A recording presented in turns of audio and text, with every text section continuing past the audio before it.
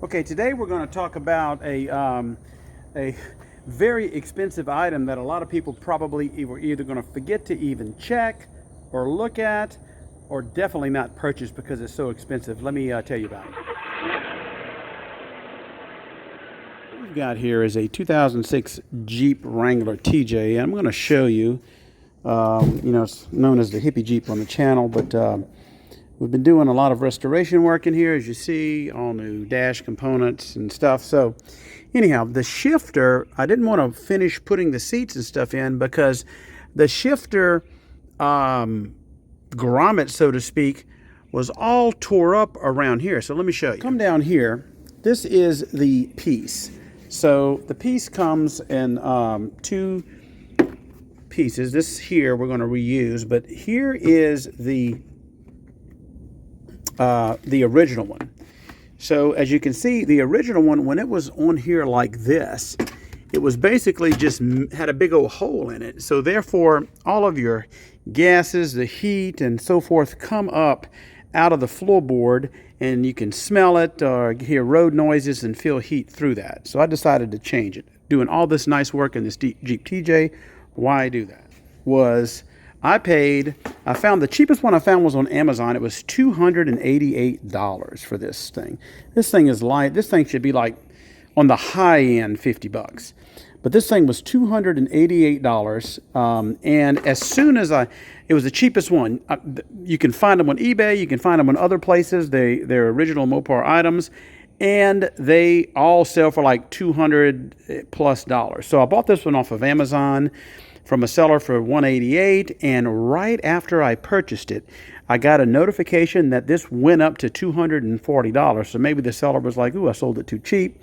Either way, even at $188, I think it was way too expensive. But so let's take a look at it. Particular item, as you can see, there's numbers here. I do not see any type of Chrysler or Jeep identification number on it, but the little tag that came on it says that the reseller got it from Bob Howard Chrysler, and that looks like it is in Santa Fe somewhere. Anyway, you can see Bob Howard Chrysler. So tells me this is a Chrysler part. I would imagine you can get this from the dealer for probably $250 to $300. There are the markings on the new one, and the markings on the original one are the same. So it looks like this is an original Chrysler item, even though it doesn't have the Chrysler emblem. It is identical, even with the little numbers here on it. It has the same part number, and so there you go here. Anyway, so let me tell you how I did this.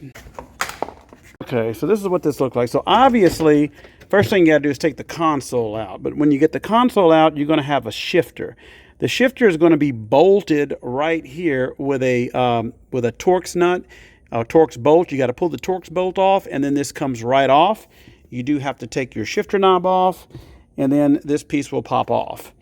And then you take all off your bolts. I put them right here. This is the Torx bolt that I was telling you that held this on here. This is like a T50, I believe. And anyway, very simple. You just take the surrounding bolts off and pull it off, but I'm going to show you the actual installation. You just do it reverse to take it off. So first thing I want to do is I'm going to set this over here like this. Put the little shift thing through here. Get your shifter rod through there. This piece here on the left kind of goes underneath your four-wheel drive shifter. So we're going to just slide this under like this. Make sure that it is sitting flush. And then you can put your bolts in. You put in your 10 millimeter bolts around the perimeter, and then you have these 8 millimeter bolts that are going to go through your four-wheel drive shifter through the grommet into the floorboard there. Okay, once you get all your bolts in, then there's this little wiring grommet you can push in right here. And you can install your gear shifter. This little piece goes toward the bottom like that. Put your Torx bolt in there and tighten it up. Okay, we got to put this bolt cap back on. Just slide it right over here. like this. All right, and that's all there is to this. Then you can screw your shift knob onto that and put your console back in. You can see over here my console's here. I've got some pieces and parts that's been painted and ready to go in this Jeep, so it is looking a lot better. Okay, we've got it all buttoned up. So as you can see here, the console, everything is back as it should be. And the Jeep interior is almost completely finished. So there you go, looking brand new. The thing I've got to do on the Jeep now is put the windows on it. I'll leave a link in this video. I'll put a little card right up here where you can see what I did for my Jeep Comanche.